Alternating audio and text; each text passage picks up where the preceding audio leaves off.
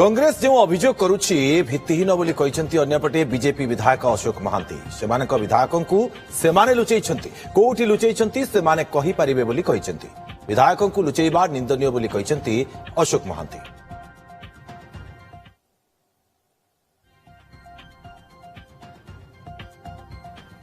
सदस्य मानकर ये गोटे आ गोटे षड्यंत्र से तांको दलर समस्त सदस्य को लेकर बेंगलुरु जाइछंती एटा गणमाध्यम प्रकाश पाउछि।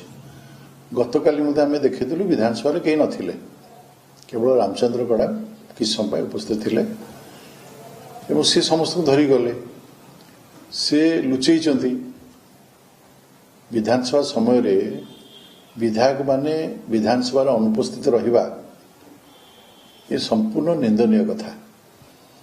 4.5 कोटी ओडिया आमको दायित्व देइछंती विधानसभा रे विभिन्न प्रश्न उत्तर उठाइबा समस्या समाधान करने किंतु कांग्रेस दल तांकर सदस्य को लेकर कोठी लुचैछंती से कहि परिबे।